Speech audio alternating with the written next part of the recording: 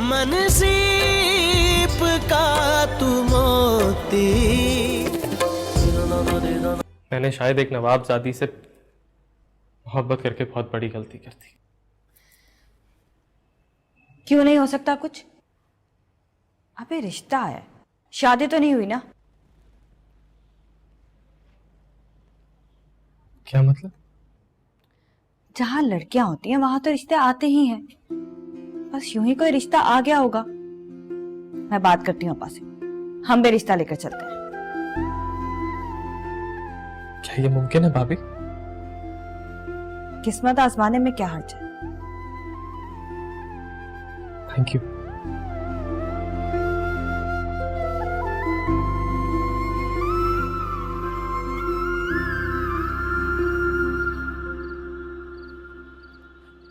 सुमैया, हमें ये खामोशी बहुत हौलनाक लग रही है।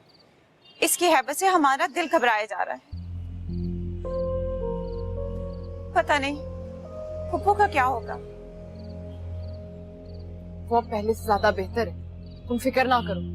बस उन्हें थोड़े से आराम की जरूरत है और ज़हनी सुकून की भी।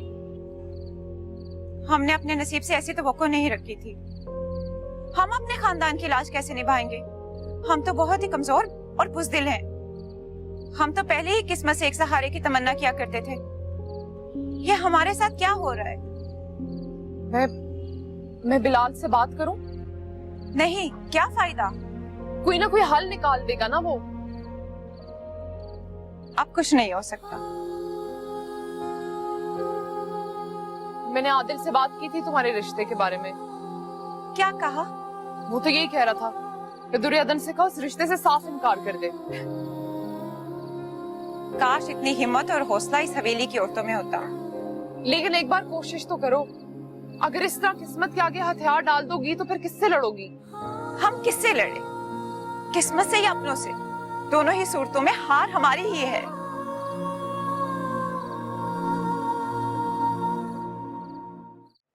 तुम कुछ कहना चाह रहे थे मुंशी? जी नवाब साहब, अगर आप इजाजत दें तो मैं दोनों बीवियों को अपने घर ले जाऊं। घर में मेरी बहू है, बहुत अच्छे मिजाज की बच्ची है। मुझे यकीन है वहां खुश रहेंगी दोनों।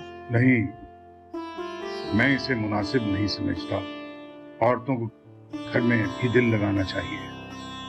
अगर खुद को बहलाने के लिए ये बाहर का रास्ता देखने लगेंगी तो ये कोई अच्छे आसार नहीं है। मैं इन्हें ऐसी कोई आदत नहीं डालना चाहता। जैसे आपकी मर्जी नवाब साहब। मुंशी, मैंने तुम्हें आज एक काम से बुलवाया है। उस रोज अनीक अहमद की हमशीरा थी, उन्हें यहाँ से रुखसत हुए 7 रोज हो रहे हैं। उनकी तरफ से कोई जवाब नहीं आया। मुझे खुद से फोन करके पूछना मुनासिब नहीं लगता। हम लड़की वाले हैं। मैं चाहता हूँ तुम मेरा सलाम देने के बहाने उनके यहाँ जाओ। आखिर वो मामलात आगे बढ़ाने में इतनी देर क्यों लगा रहे हैं, जबकि मैंने तो हाँ कर दी और अनीक अहमद को भी कोई एतराज नहीं था। ठीक है नवाब साहब, मैं कल सवेरे ही चला जाऊंगा। बात तरीके से करना।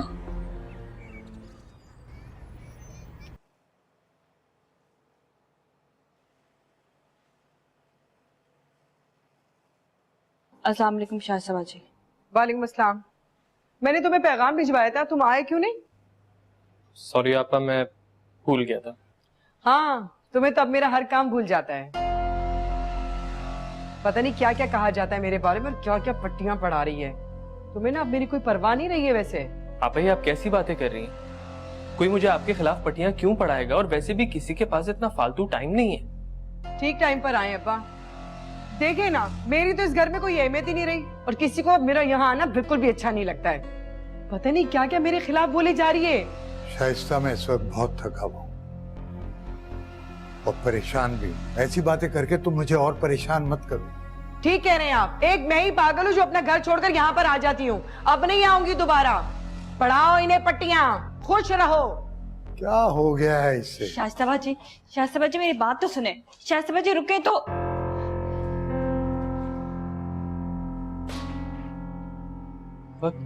क्या बात है, परेशान क्यों है? परेशान नहीं हूं मैं। वो जमीला से कहना कि मेरा बैग तैयार करा दे। एक दिन के लिए मैं शहर से बाहर जा रहा हूं। कहाँ जा रहे हैं? दुर्योधन की होने वाली ससुराल। लेकिन अब आप ऐसे अचानक कैसे बैठे बिठाए? अच्छा नहीं लगेगा। आफत तो अचानक ही आती है ना बैठे बिठाए। नवाब साहब के एक दोस्त हैं अनीक अहमद। उम्र में अलबत्ता वो उनके बच्चों के बराबर होंगे या 2-4 साल बड़े होंगे, और हैं वो दुर्योधन के वालिद के बराबर की उम्र के। अब भाई आप क्या कह रहे हैं? ये तो सरासर नाइंसाफी कैसे हो सकता है? आप ही कैसे होने देंगे? रोके इसे। मुझे तो पता ही तब चला जब बात तय हो चुकी थी। नवाब साहब उन्हें जबान दे चुके थे, अब वो अपनी जबान से फिर नहीं सकते बेटा। लेकिन अब आप कोशिश तो करें, बात तो करें उनसे। मेरा बैग तैयार कर दो बेटा। अब्बा, आप उनको मना करें। ये भाभी नहीं, तकदीर हमारे साथ ऐसा मजाक नहीं कर सकती।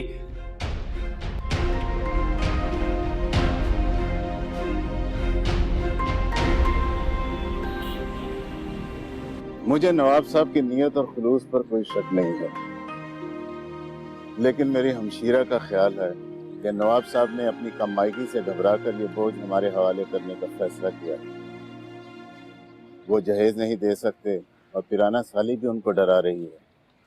हमारा ये ख्याल है कि शायद लड़की में कोई ऐब है, वरना बज़ाहिर वो हम पर एहसान करते हुए लड़की हमारे हवाले थोड़ी करते। हम मियां बीवी में शक रंजी होती ही रहती है। वो कौन होते हैं हमारे दरमियान में हमेशा के लिए दरार डालने वाले?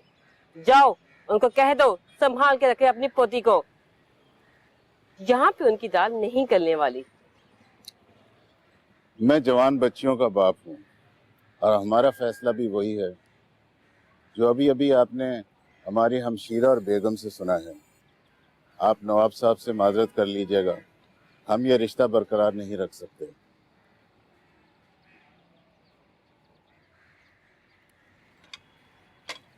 बहुत शुक्रिया, मुझे शहर में कुछ काम है, अब मैं इजाजत चाहूंगा। खाना खाकर जाते तो खुशी होती। उजलत में होता है।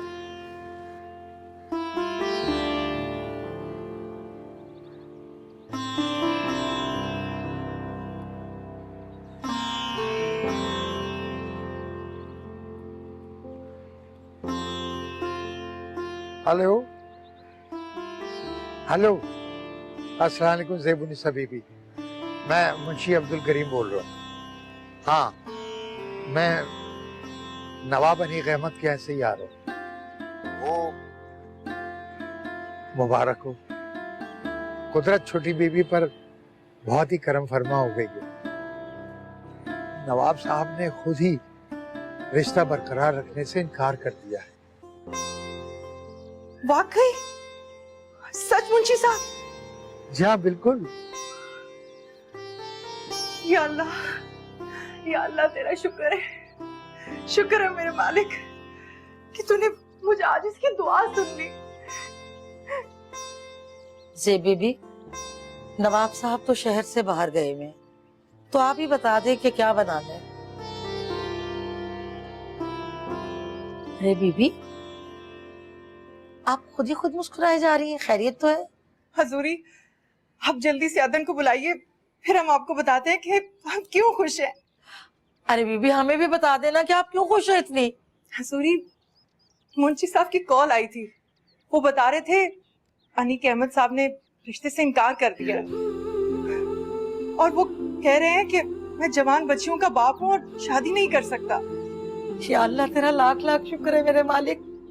बीबी, आज मैं कुछ मीठा पका के ना छोटे बच्चों में मोहल्ले के बांटूंगी। हमें तो यकीन ही नहीं आ रहा,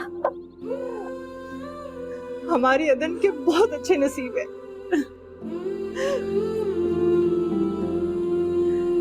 शुक्र। आदिल, आदिल, हाँ सुमैया बोलो, कैसे आई? किसी वजह के बगैर नहीं आ सकती मैं। अरे आ सकती हो, क्यों नहीं आ सकती? लेकिन आज तो मैं वजह के साथ ही आई हूँ। ये देखो, तुम्हारे लिए कुर्ता सीकर लाई हूँ, पहन के दिखाओ नाप ठीक है कि नहीं। अरे इसकी क्या जरूरत थी? जरूरत थी, जानती नहीं हूँ मैं तुम्हें, गर्मियां आ रही हैं, अपनी परवाह तो तुम करते ही नहीं हो ना।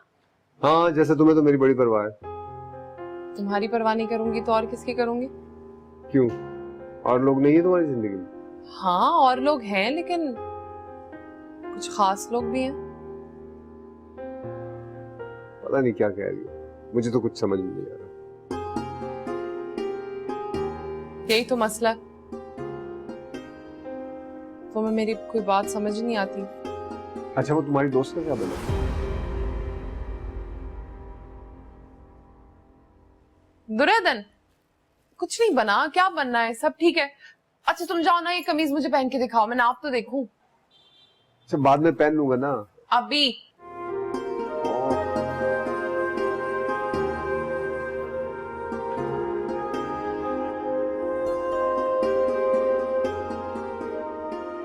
ये तो बहुत टाइट है। फजूल बातें नहीं करो, ठीक से पहन के दिखाओ।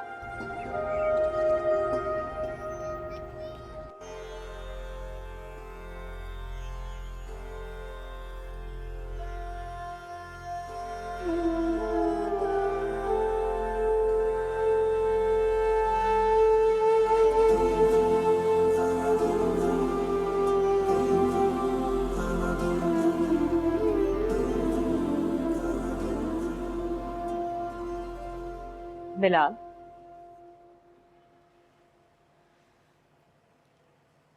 बिलाल ऐसे कब तक बैठे रहोगे? तूने सुबह नाश्ता भी ठीक से नहीं किया। मैं खाना लाती हूँ, खा लो। नहीं नहीं भाभी प्लीज, मुझे भूख नहीं है। बिलाल जानती हूँ मैं दिल टूटा है तुम्हारा, बहुत गहरी चोट है, लेकिन खुद को संभालना तो होगा। पापा वहां उसकी बात पक्की करने के लिए गए और मैं यहाँ कितना बेबस हूँ। जमीला, ओ जमीला। बिलाल खुद को संभालो वरना ये बहुत सवाल करेंगी। ओहो, कब से आवाजें दे रही हूँ, जवाब भी नहीं दे रहे हो। हलक सूख गया मेरा। तो अगर आपको पता था हम यहाँ बैठे हुए हैं तो ढोल बजाने की क्या जरूरत है?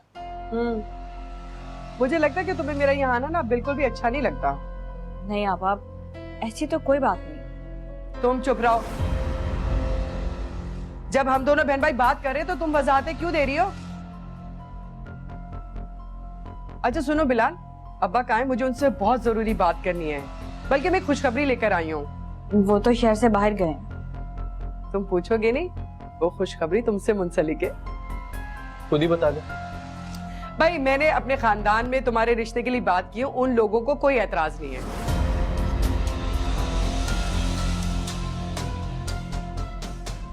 ये खुशखबरी है या मेरी मौत का परवाना? लो भाई, इसमें मौत के परवाने की क्या बात है? मुंह मीठा होना चाहिए इस बात पे। ये मेरे जुड़े हुए हाथ देख रही हैं आप? मत करे मुझ पर इतनी मेहरबानी, नहीं हूं मैं इसके काबिल। खुदा के वास्ते मेरे बारे में सोचना बंद कर दे। तुम्हारी खोपड़ी जो है ना वो उल्टी हो गई है, पढ़ पढ़ के अपने आप को अफलातून समझने लगे हो। आने दो अब्बा को, मैं खुद ही बात करूंगी। और वक्त तुम्हारी मनमानी नहीं चलेगी। और तुम सुनो, मेरे खिलाफ सारी पटियां तुम्हारी पढ़ाई हुई हैं और मुझसे ज्यादा तुम्हें हमदर्द समझता है। लेकिन मैं एक बात बता दूं तुम्हें, मुझसे बिगाड़ोगी ना सारी जिंदगी सजा भुगतोगी, और अपने मुजरिम को ना मैं कभी माफ नहीं करती हूँ। ये क्या कह रही हैं आप? मैंने तो कुछ भी नहीं कहा, कुछ नहीं किया। हाँ तुमने तो कुछ नहीं कहा, ये सब कुछ मेरा किया करता है। लेकिन तुम भी देखना, जब तक अब्बा नहीं आएंगे ना मैं यहाँ से नहीं जाऊंगी। हटो यहाँ से।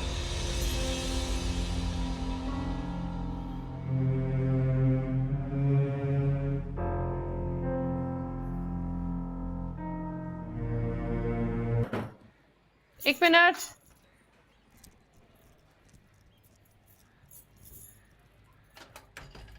अरे दुर्योधन, हाँ अंदर आओ। कैसे हो? और कैसे आना हुआ आज? खैरियत तो है ना? खैरियत है, यूं बोलो बहुत ज्यादा खैरियत है।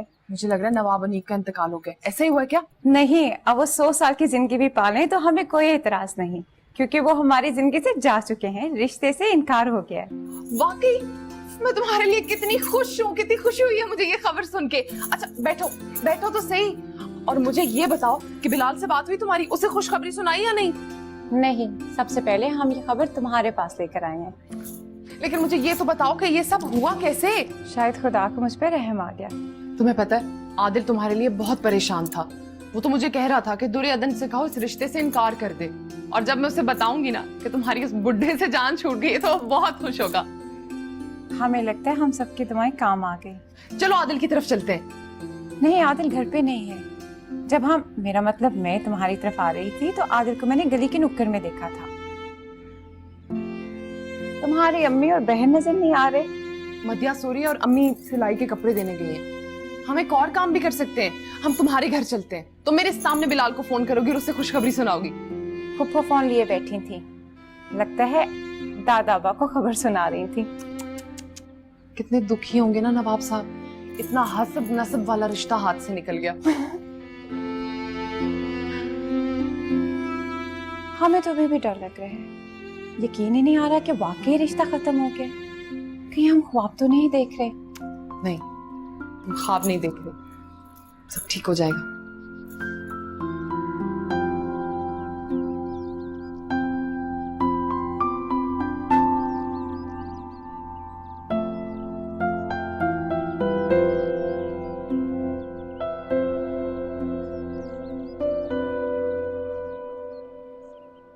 जे बीबी, बीबी क्या सोच रही हैं आप? हजूरी, इस रिश्ते के टूट जाने से हम मुतमईन तो हैं और खुश भी हैं, लेकिन सोच रहे हैं क्या इस सीलन ज़दा दीवारों वाले घर में हमारी अदन के लिए कोई ऐसा रिश्ता आएगा जो उसके जोड़ का हो? कोई ऐसा नौजवान आन बान रखने वाला इस खंडर में रिश्ता लेकर आएगा? अरे बीबी, आप क्यों मायूसी की बातें करती हैं? अल्लाह ने चाहा तो अदन बीबी के लिए बड़ा अच्छा रिश्ता आएगा। और यूं भी अभी उनकी उम्र ही क्या है, आप मायूस ना हो। आपको यकीन है ऐसा होगा? जरूर, इंशाअल्लाह। अल्लाह आपकी जुबान मुबारक करे। जी भी। हजूरी, ये कुछ पैसे हैं, आप जरूरतमंदों को दे दीजिएगा। और इस बात की खबर अब्बा मियाँ को नहीं होनी चाहिए, न जाने उनका क्या रद्द अमल होता है। बेफिक्र रहिए, अब वो नवाब अनीक की मिन्नत करने से तो रहे कि भी हमारी बेटी का जबरदस्ती रिश्ता ले ले। सही। बीबी, पता है आपको कि रिश्ते के इनकार होने पे अदन बीबी को देखा है मैंने, अब वो कितनी मुतमईन है। वरना जब रिश्ता आया था ना तो वो कुमला के रह गई थी। अदन है कहाँ? जी हम देखते हैं।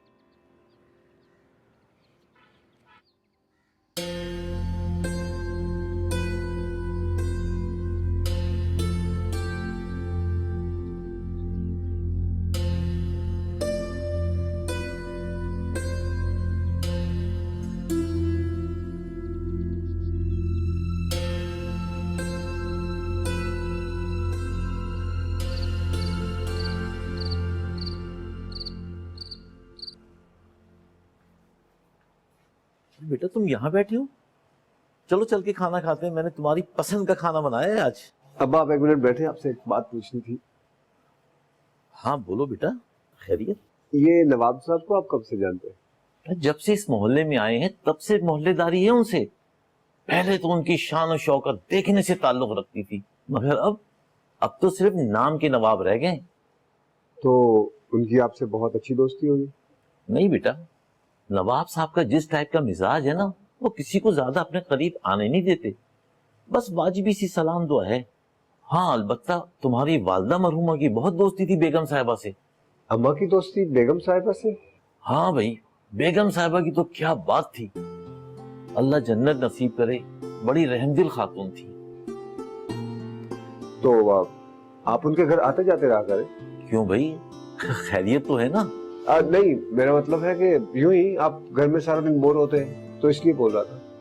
हाँ बेटा, रिटायरमेंट के बाद अब करने के कुछ रह भी तो नहीं गया है ना। इसलिए कह रहा हूँ कि आप जाया करें वहां पर, टाइम अच्छा गुजर जाएगा। चलो आओ खाना खाते हैं, बहुत भूख लग रही है। जी आ जाओ बेटा।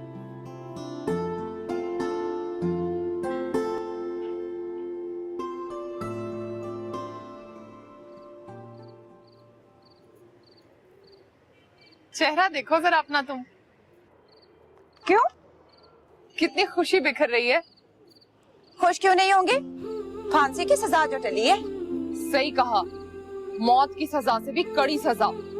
बिलाल को तो ये खबर नहीं मालूम है। अच्छा है, कुछ दिन मजनू बने रहने दो उसे। नहीं नहीं समैया, उसे बता दो, वो उदास होगा। अच्छा, बड़ा तरस आ रहा है अपने मजनू पे, हैं?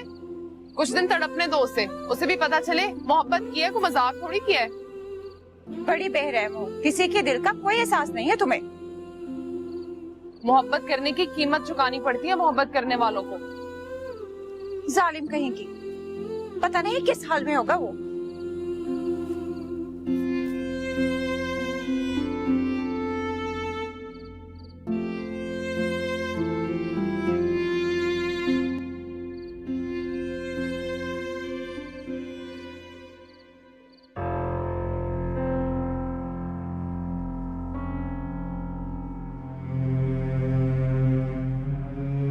समझ में नहीं आता क्या करूं।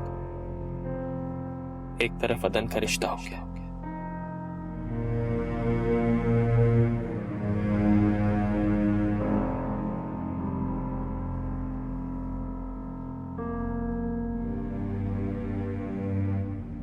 और दूसरी तरफ आपा ने घर में फसाद बर्पा कर रखा है।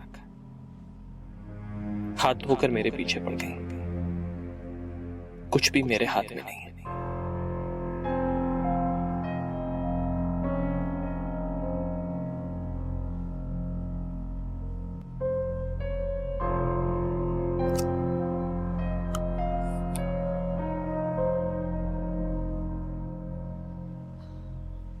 शाइस्ता बाजी, रात के खाने में क्या बनेगा?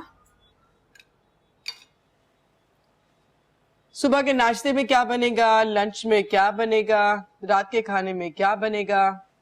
तुम्हें खाना खाने के अलावा किसी और चीज की भी खबर होती है या नहीं? मैं तो आप ही के लिए पूछ रही थी। किसी भूखे नंगे खानदान में तो ब्याह के नहीं गई हूँ।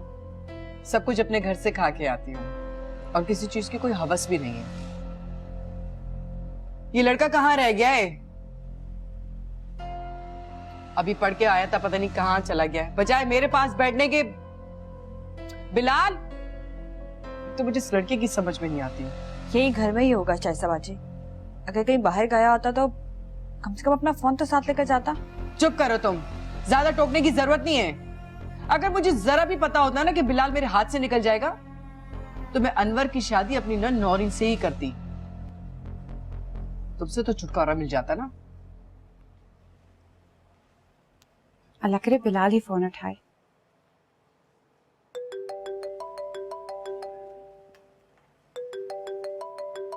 जाओ अपना काम करो। हेलो हेलो हेलो, कौन है? पता नहीं कौन है। मेरी हेलो सुनते ही उसकी बोलती बंद हो गई। नवाब साहब के घर का नंबर? अब कौन सी खबर बाकी है? कौन है भाई? तुम खुद ही फोन करके देख लो। नहीं, जरूरत नहीं।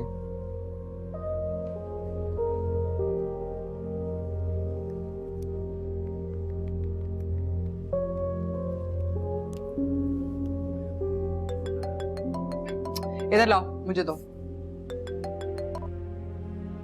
हेलो, अरे भाई बात नहीं करनी तो फिर बार बार फोन क्यों कर रहे हो? मुझे दे। ठीक है। हेलो बिलाल,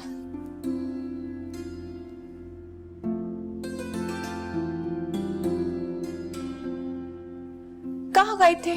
हम कब से फोन लगा रहे हैं। खैरियत तो है ना? मुंशी साहब का फोन नहीं आया? उन्होंने आपको कुछ नहीं बताया? क्या मतलब? क्या नहीं बताया अब्बा ने? मतलब ये कि अदन का रिश्ता तय हो गया। अब आप इस रिश्ते से हाथों धो रखे। मुझे इस ख्वाब के पूरे होने की अब वैसे भी कोई उम्मीद नहीं है। हाँ तो बंदा अपने औकात के मुताबिक ख्वाब देखे ना, अफसोस तो होगा। नहीं नहीं, ऐसी बात नहीं है। दरअसल क्या बात है अदन, कुछ बोलो भी। दरअसल बात यह है कि रिश्ते से इनकार हो गया है, जान छुटी हमारी। क्या तुम सच कह रही हो? मुंशी साहब की कॉल आई थी, अब वो झूठ तो नहीं कहेंगे ना? वाह, कितनी अच्छी खबर सुनाई है। मैं वहीं आता हूँ, बाकी बातें वहीं आकर करते हैं। ठीक है। तुम भी ना? क्या समझ बैठते वो? कहाँ जा रहे हो? अब दोस्त का फोन था, उसको जरूरी काम है, मुझे जाना होगा। मैं तुमसे मिलने के लिए आई हूँ, तुम्हें तो कोई एहसास ही नहीं है। आने दो अब्बा को, तुम्हारी शिकायत करूंगी। दोस्त को जरूरी काम है आपा, मैं अभी आता हूँ। पता नहीं किसका फोन था। तुरंत जी, अब मुझे यकीन हो गया, खुदा ने हमें एक दूसरे के लिए बनाया। तुम्हारे रिश्ते की खबर सुन के जीते जी मर गया था मैं, अब दोबारा जी उठा। हाँ, मेरे लिए भी जैसे दुनिया ही खत्म हो गई थी। अल्लाह से बहुत गिले होने लगे थे हमें, लेकिन अब सब गिले मिट गए। बस अब्बा का आने का इंतजार कर रहा हूँ, फिर उनसे अपनी ख्वाहिश का इजहार करूँ।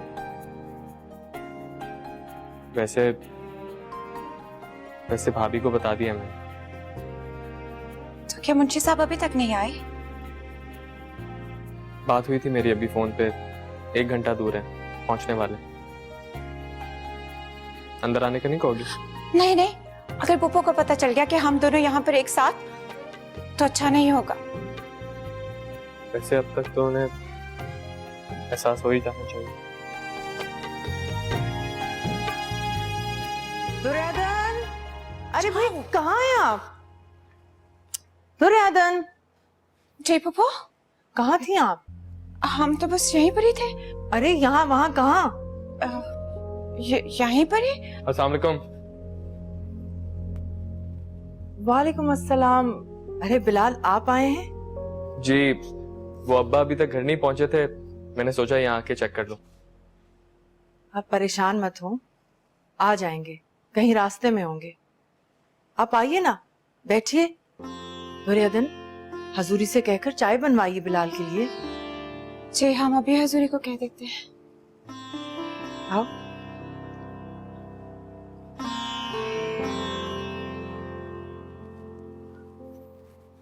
दीदी, तबीयत कैसी है आपकी? हम तो बिल्कुल ठीक हैं। हमें तो ऐसे लगता है कि हम कभी बीमार ही नहीं हुए थे। माशाल्लाह। दीदी, वो नवाब साहब से कह के कभी हमारे करीब खाने में भी आइए ना। हम तो कह दें, लेकिन कोई फायदा नहीं है। वो भला हमारी कहाँ सुनेंगे? आप तो आने पर राजी है ना? नवाब साहब को मैं मना ही लूंगा। हमें भला क्या एतराज होगा? फिर ठीक है, तैयारी कर लें, बहुत जल्द लेने आ रहा हूँ आप लोगों को। बिलाल, आपका आना हमें बहुत अच्छा लगता है। हमें ऐसा लगता है कि अगर हमारा कुछ छोटा भाई होता तो शायद बिल्कुल आप जैसा होता। ये सिर्फ आपकी जरा नवाजी है और कुछ भी।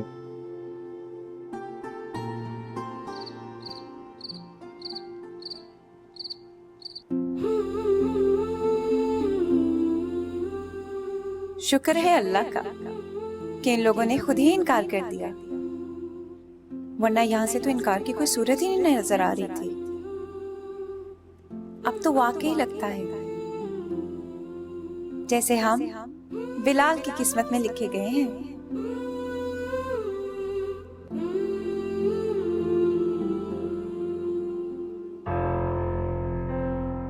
मेरे खिलाफ सारी पटियां तुम्हारी पढ़ाई हुई हैं और मुझसे ज्यादा तुम्हें हमदर्द समझता है। लेकिन मैं एक बात बता दूं तुम्हें, मुझसे बिगाड़ोगी ना सारी जिंदगी सजा भुगतोगी, और अपने मुजरिम को ना मैं कभी माफ नहीं करती हूँ।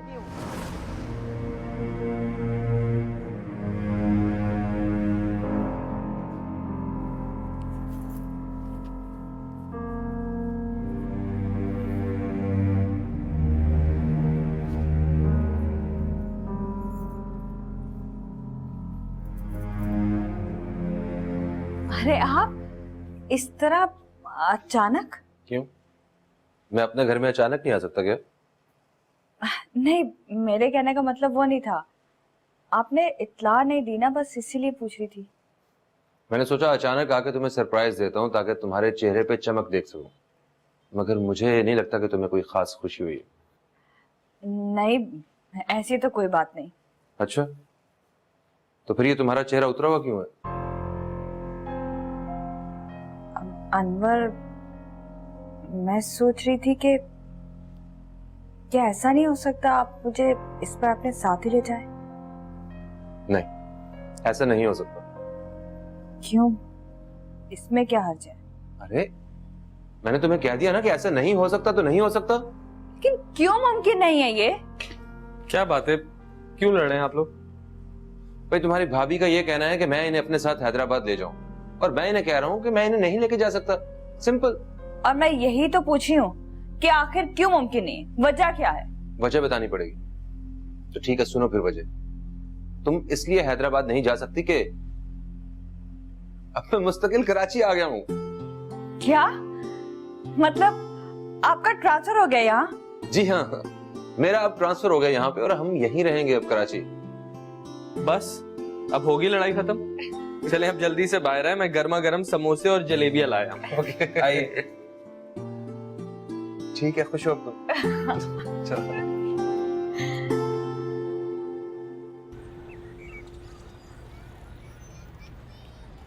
इनकार कर दिया, इकरार करने के बाद इनकार कर दिया। ये कैसे हो सकता है? यानी कि खानदानी लोगों का तो ये शेवा नहीं हुआ करता था। नवाब साहब, अनीक अहमद ने मेरे सामने इनकार किया है। उस वक्त वहां उनकी बहन और उनकी बीवी मौजूद थी। ये हमारी तौहीन है मुंशी साहब, ये हमारी तौहीन है। खुद को संभालिए अप्पा मियाँ, उनकी बात दिल पर मत लीजिए। खुदा ना खास्ता आप बीमार पड़ गए तो हमें कौन संभालेगा? अभी हम इतने कमजोर नहीं हुए कि अनीक अहमद जैसे अहमद की बात को अपने दिल पर ले लें। मैं तो कहता हूँ नवाब साहब, हमारी बीवी का नसीब बहुत अच्छा था। जो वक्त से पहले पता चल गया, उनका दोगलापन खुल गया। मुंशी साहब, अभी हम आराम करना चाहते हैं। बहुत बेहतर नवाब साहब। आता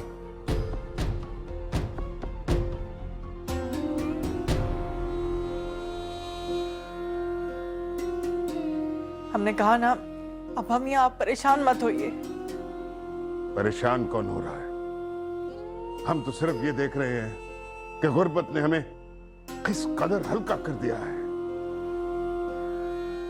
आज का दौर लानत हो उस पर, यानी कि हस्ब नस्ब की कोई कदर कीमत ही नहीं है। शराफत का मेयार सिर्फ दौलत है, और अब हमारे पास अगर दौलत नहीं रही तो अपने पराए सब जो हैं वो मुंह को आ रहे हैं। कभी पैसा भी शराफत का बदल हो सकता है। अप्पा मियाँ, आप आइए, यहाँ आराम से बैठिए।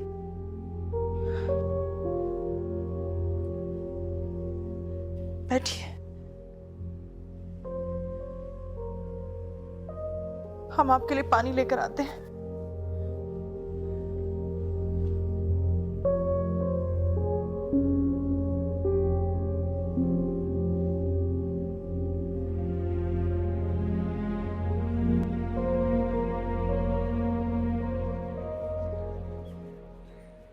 कैसी लग रही हो? कहीं जा रही हो क्या? नहीं, भला मैंने कहाँ जाना है? अच्छा, इतना मेकअप वो किस लिए? क्यों? अच्छी नहीं लग रही? हाँ? पता है, कल जब रिश्ते वाले मुझे देखने आएंगे ना, तो मैंने सोचा है कि मेकअप करके उनके सामने जाऊंगी, ताकि वो इनकार ही ना कर सके। शायद मैं उन्हें अच्छी लग जाऊं। देखो, देखो, मेरा काला रंग तो छुपा हुआ है ना। ये तुम मेकअप के बगैर भी बहुत प्यारी और बहुत मासूम लगती हो। झूठ, बिल्कुल झूठ। अगर मैं इतनी प्यारी होती तो वो लोग इनकार ही क्यों करते? मैं काली हूँ, बदसूरत हूँ। या अल्लाह, तेरा क्या चला जाता जो तुम मुझे भी थोड़ा सा खूबसूरत बना देता? मुझे क्यों डाला इस आजमाइश में? आप संभालो ना खुद को, ऐसा कुछ भी नहीं है, छोड़ दो मुझे। तुम्हें क्या पता, जब रिश्ते के लिए आने वाली औरतें मुझे देखकर बुरा समूह बनाती हैं तो मेरे दिल पर क्या गुजरती है। तुम्हें तो अल्लाह ने अच्छी सूरत दी है ना, तुम मुझ पर गुजरने वाली कयामत को कभी नहीं समझ सकती, इसलिए मुझे झूठी तसल्ली मत दो। आप ही मदिया, क्या हो जाता है, मैं कैसे, या अल्लाह मेरी मदद कर दे।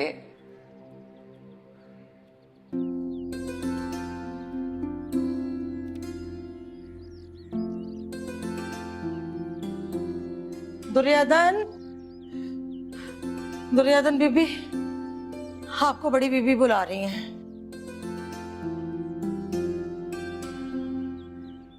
और ये किताबें ये क्यों निकाली आपने? आपको पता है ना, अगर नवाब साहब ने देख लिया तो वो खफा हो जाएंगे। वाम खा खफा होंगे, हम कौन सा कोई कॉलेज जाने की जिद कर रहे हैं। ना तो फिर क्या, ये रद्दी में बेचने के लिए निकाली हैं आपने?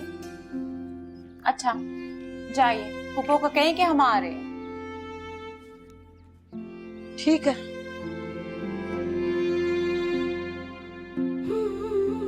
हमने फैसला कर लिया है, हमें पढ़ना है।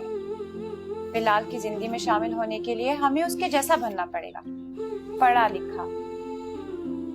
लेकिन अभी हम बिलाल को कुछ नहीं बताएंगे।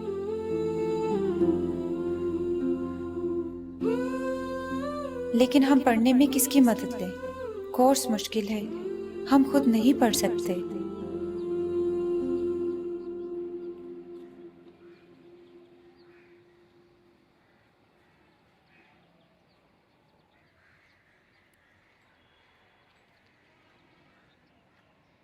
अरे दुर्योधन, तुम यहाँ? कोई काम था तो मुझे बता दिया होता, मैं आ जाती तुम्हारे पास। तुम बैठो, बैठो यहाँ। हमें एक जरूरी काम था, रहा नहीं क्या तो हम आ गए। जोड़ा सिलवाना होगा ना नया? ऐसे नसीब हमारे कहाँ। तुम उदास तो मत हो। तुम अब देखो ना, मैं यहाँ पे कितने प्यारे प्यारे कपड़े सिलाई करती हूँ, लेकिन खुद थोड़ी पहनती हूँ। अच्छा खैर छोड़ो, मुझे ये बताओ कि तुम्हें मुझसे क्या काम था? सुमैया, बिलाल कहता है कि वो हमें अपनी जिंदगी में शामिल करेगा। वो हमसे मोहब्बत करता है। हाँ तो मैं ये बात जानती हूँ, और सिर्फ वही तुमसे मोहब्बत नहीं करता, तुम भी उससे बहुत मोहब्बत करती हो। और हम उसकी तरह बनना चाहते हैं, पढ़े लिखे बात। सच? सच अदन? लेकिन क्या नवाब साहब मान जाएंगे, इजाजत दे देंगे? हम कोई गलत काम करने थोड़ी ना जा रहे हैं। इल्म हासिल करना हमारा हक है, और फिलहाल हम दादा अब्बा को कुछ नहीं बताएंगे। हाँ भी ठीक है। हमें तुम्हारी मदद की जरूरत है। तुम्हें पढ़ाई में मेरी मदद की जरूरत है? देखो ना, पढ़ने के लिए हमें किसी की तो जरूरत पड़ेगी ना, और इस सिलसिले में सिर्फ तुम्हारे आदिल साहब ही हमारे काम आ सकते हैं। हाँ, आदिल तो जरूर राजी हो जाएगा। वो तो यही कह रहा था कि दुर्योधन से कहो अपनी पढ़ाई दोबारा शुरू करे, उसे बहुत खुशी होगी। तो तुम हमारी सिफारिश करोगी ना? जाहिर है, अब ये भी कोई कहने वाली बात है, बल्कि आदिल तो बहुत खुश होगा। हम एक काम करते हैं, हम आदिल की तरफ चलते हैं, चलो। नहीं, तुम उनसे खुद ही बात कर लेना, मैं जाकर क्या करूंगी? भाई चलो ना, चल के बात करते हैं, चलो। ये तुम कहाँ लेके जा रही हो? इन सीढ़ियों से हम जाएंगे आदिल की छत पे, वहां से आदिल की सीढ़ियों पे, फिर आदिल के घर। यहीं से तो आती जाती हूँ मैं। चलो चलो चलो, आजा।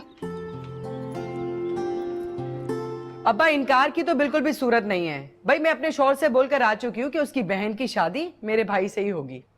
लेकिन शाइस्ता, ये कैसे मुमकिन है? क्यों क्यों मुमकिन नहीं है भाई? तुम लोग क्या चाहते हो कि नौरीन सारी जिंदगी मेरे सर पे नाचती रहे? भाई मेरी भाभी बनेगी तो धीमी हो जाएगी। जब मेरी छोटी भाभी होगी तो मेरे सामने सर नहीं उठा सकेगी। देखो शाइस्ता, सबसे पहली बात तो यह है कि तुम्हें अपनी ससुराल में बात करने से पहले कम से कम हमसे पूछ तो लेना चाहिए था बेटा। अच्छा, तो अब क्या मेरा मैके में इतना भी हक नहीं है? देखो, ये बिलाल की जिंदगी का मामला है और नौरीन किसी भी तरह बिलाल के काबिल नहीं है।